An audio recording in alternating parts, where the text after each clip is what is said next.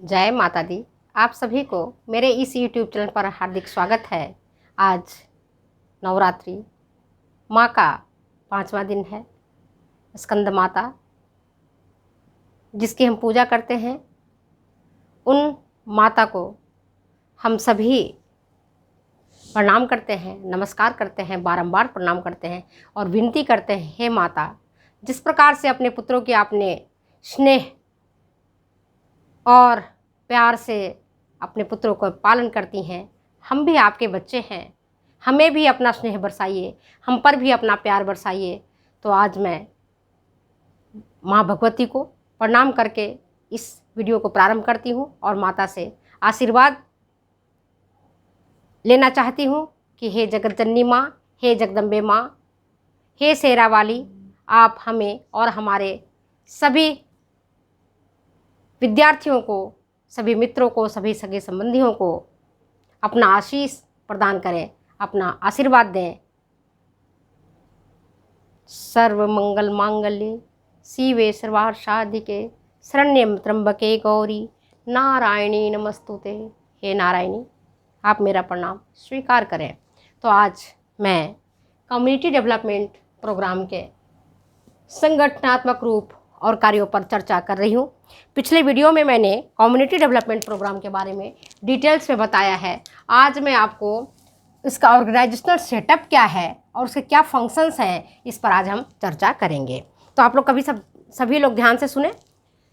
सामुदायिक विकास कार्यक्रम को ठीक प्रकार से चलाने के लिए जनता का सहयोग और सरकार के साथ समन्वय मिलाकर के काम करना आवश्यक है, क्योंकि सामुदायिक विकास कार्यक्रम जनता के हित और कल्याण के लिए चलाया जाता है। जनता जब सहयोग करेगी, प्रशासन के साथ मिल करके काम करेगी, तो हम जो चाहते हैं या सरकार जो चाहती है, जो कार्यक्रम सरकार के द्वारा चलाए जाते हैं, वह निश्चित तौर पर सफल होगा। लेकिन अगर जनता अपना पीछे हाथ खींच ले, पार्टिसिपेट ही नहीं करे, सहयोग ही नहीं करे, तो कार्यक्रम सफल नहीं होगा। इसके बारे में मैंने आपको डिटेल्स में पहले भी बता दिया है। आज के इसके वीडियो में आप देखोगे कि संगठनात्मक अगर रूप देखेंगे, ऑर्गेनाइजेशनल सेटअप जो आपके एग्जामिनेशन पॉइंट ऑफ व्यू से बहुत ही एसेंशियल है। चाहे आप नेट का परीक्षा देने जा रहे हैं, यूजीसी में आप असिस्टेंट प्रोफेसर का देने जा रहे हैं, रिटन जहाँ टेस्ट होता है, एमसीक्यू जहाँ पूछे जाते हैं, तो ये आपको जानना आवश्यक है। ये कितने स्तरीय है? 5 स्तरीय। जितना आपका हाथ की 5 अंगुलियाँ हैं, तो उतना ही इसके स्तर हैं। और 5 अंगुलियों में जब मुट्ठी बनती है तब हम कोई काम करते हैं, 5 अंगुलियों के सहयोग से काम होता है। इसी प्रकार से ये जो 5 स्तरीय है, प्रथम स्तर राष्ट्रीय विकास परिषद, द्वितीय स्तर राज्य विकास परिषद, तृतीय स्तर जिला विकास समिति, चतुर्थ स्तर प्रखंड विकास समिति और पंचम स्तर ग्राम विकास समिति। ये 5 स्तर हैं, याद रखो। नीचे से टॉप टू बॉटम याद कर लोगे तो याद कर लोगे। सबसे नीचे में क्या आता है? गांव। गांव के बाद क्या आएगा? ब्लॉक, आप जानते हो ना, प्रखंड। इसके बाद क्या आएगा? जिला। इसके बाद क्या आएगा? राज्य। इसके बाद क्या आएगा? राष्ट्र। याद हो गया? 5 ही तो है, आपको याद करना। राष्ट्र, राष्ट्र के बाद क्या आता है? राज्य। ऊपर से याद करो तो राष्ट्रीय स्तर पर, राज्य स्तर पर, राज्य के बाद क्या आएगा? जिला। जिला के बाद क्या आएगा? प्रखंड। अब प्रखंड के बाद क्या आएगा? गांव। समझ गए? तो अब देखो, 2 चीज तो आपको याद कर, राष्ट्रीय विकास परिषद, राज्य विकास परिषद, जिला विकास समिति, प्रखंड विकास समिति, ग्राम विकास समिति। 5 याद हो गए, जिसमें 3 समितियां हैं, 2 परिषद है।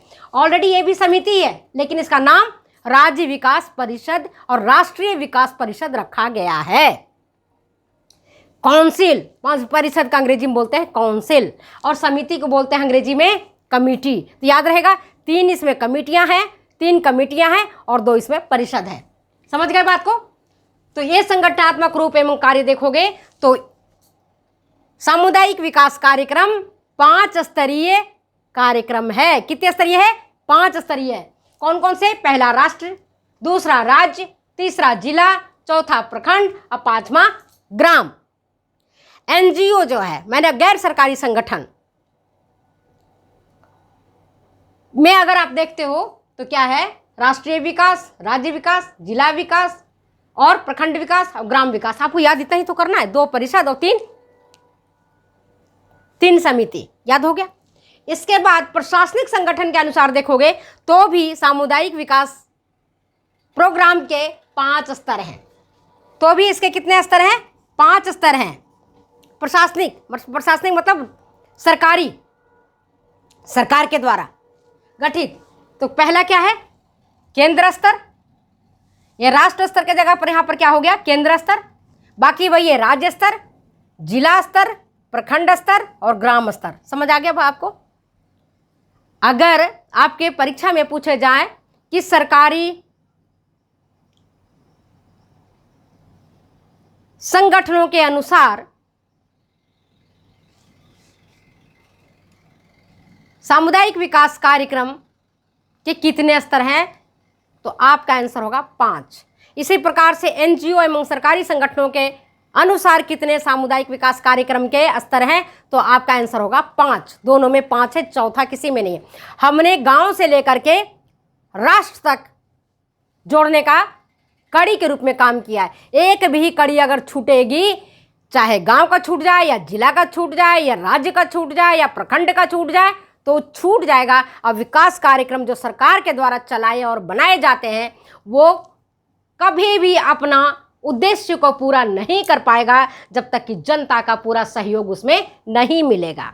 तो इसके लिए ये जो चीज़ जो मैंने आपको बताया, देख लो।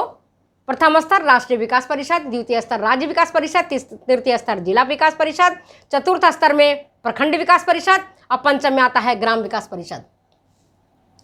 तो सबसे पहले जब सामुदायिक विकास कार्यक्रम बना, जिसके बारे में मैंने आपको पिछले वीडियो में बताया था डिटेल्स में कि कब बना, क्यों बना, किसके लिए बना, उस वीडियो को आप जाकर के देख सकते हैं। तो जब बना तो इसमें प्लानिंग कमीशन, योजना आयोग को मुख्य दायित्व सौंपा गया कि वो धन उपलब्ध करवाए, वो कार्यक्रम का मूल्यांकन करे कि कार्यक्रम जो हम चला रहे हैं और जिसमें हमारा जितना धन लग रहा है वो सही दिशा में जा रहा है या नहीं, समन्वय स्थापित करें। सामुदायिक विकास कार्यक्रम में धन उपलब्ध करवाना, मूल्यांकन करना, ये प्लानिंग कमीशन का जिम्मा दिया गया। और इसमें देखते हो संगठनात्मक रूप गैर सरकारी संगठनों के अनुसार हम देखते हैं तो देखते हैं कि ये प्रधानमंत्री, देश के जो प्रधानमंत्री होते हैं वो इसके अध्यक्ष होते हैं। खाद्य मंत्री, कृषि मंत्री, सामुदायिक और सहकारिता मंत्री इसके सदस्य होते हैं। अब आप याद कैसे करोगे कि सामुदायिक विकास कार्यक्रम किसके लिए चलाया जा रहा है, कैसे लोगों का पैसा आएगा, लोगों की जीविका कैसे चलेगी? क्योंकि हम गांव के किसानों को देखते हैं तो सबसे पहले कृषि, तो किस मंत्री को जोड़ा गया? कृषि मंत्री को। दूसरा किसको जोड़ा गया? खाद्य मंत्री को, भोजन वाले मंत्री को। तीसरा सामुदायिक और सहकारिता मंत्री को जोड़ा गया और उनसे विचार विमर्श करके, उनसे सलाह करके कार्यक्रम को चलाया और बनाया गया। इसके लिए एडवाइजरी कमेटी का गठन किया जाता है। केंद्रीय स्तर पर एडवाइजरी कमेटी का गठन किया जाता है, जिसमें एडवाइजरी कमेटी के अंतर्गत, सलाहकार समिति के अंतर्गत आते हैं कृषि विभाग के मंत्री। कौन कौन से आते हैं मैं इसको मिटा के बता देती हूं।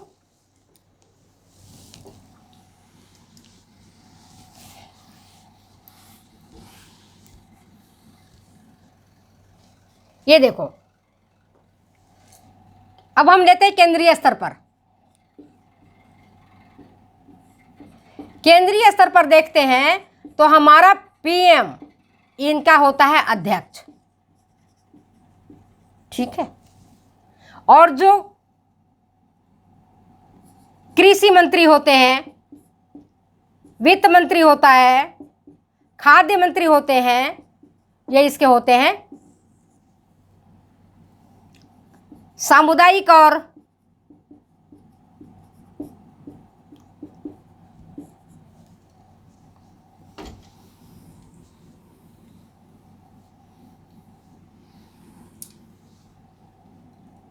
सहकारिता मंत्री इसके सदस्य होते हैं। एक एडवाइजरी सलाहकार बोर्ड का, सलाहकार समिति का गठन किया जाता है, जिसमें होते हैं कौन कौन मंत्री? कृषि का, वित्त का, वित्त मतलब धन, धन के बिना सारा काम अधूरा। खुद सोच लो कि अगर पैसा नहीं हो तो हम कैसे काम करेंगे, कैसे याद करोगे? कृषि, वित्त किसके लिए? स्वास्थ्य के लिए, किसके लिए? शिक्षा के लिए। और कृषि मंत्री, वित्त मंत्री, स्वास्थ्य मंत्री, शिक्षा, ये सारे मंत्रालयों के मंत्री है ना, इसके जो मंत्रालय हैं इनके मंत्री और इनके सचिव सलाहकार समिति के सदस्य होते हैं। और ये सारे मिलकर के प्रधानमंत्री के साथ बैठ करके योजना बनाते हैं कि कौन कौन सी योजनाएं किस किस प्रकार से ग्रामीण जनता के उत्थान के लिए चलाया जाए। क्योंकि सामुदायिक विकास कार्यक्रम का मुख्य कार्य है कि जो ग्रामीण वंचित हैं, शोषित हैं, उनको ऊपर उठाना, उनका उत्थान करना, उनके लिए कार्यक्रम चलाया जाना, जिससे कि वो देश के विकास के मुख्य धारा में आकर के जुड़ जाएं। समझ गए बात को? इसीलिए सामुदायिक विकास कार्यक्रम चलाया गया। और इसका जिम्मा किसके द्वारा चलाया जाता है? केंद्र सरकार के द्वारा। आपकी जब एमसीक्यू में आते हैं क्वेश्चन कि सामुदायिक विकास कार्यक्रम किसके द्वारा चलाया जाता है, आप लोग कंफ्यूज हो जाते हो, पता ही नहीं कर पाते हो कि किसके द्वारा चलाया जाता है। अभी कुछ बच्चों ने हमसे पूछा था कि मैडम कहीं तो राज्य स्तर पर है, कहीं केंद्र स्तर पर है। तो आप जब तक नहीं डिटेल्स में पढ़ोगे तब तक आप सही आंसर उसका नहीं दे पाओगे। तो आप समझ गए। आज मैंने आपको, वीडियो बड़ी हो जाएगी, मैं इतना बड़ा करना नहीं चाहती हूँ, है ना।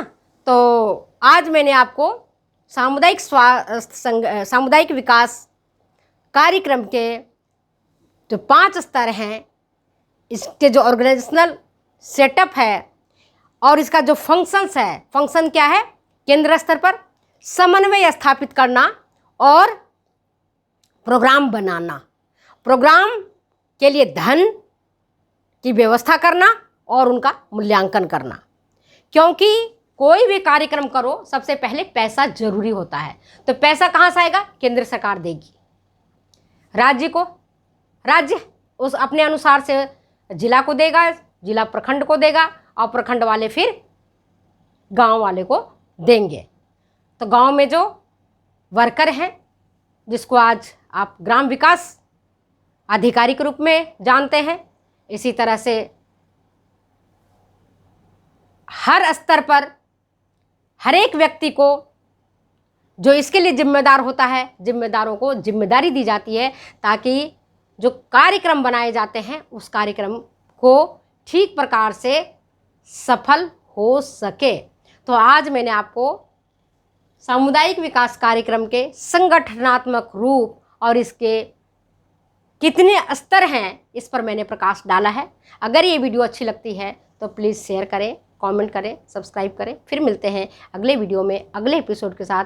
तब तक मुझे जाने की इजाज़त दें। Bye bye. जय राधे।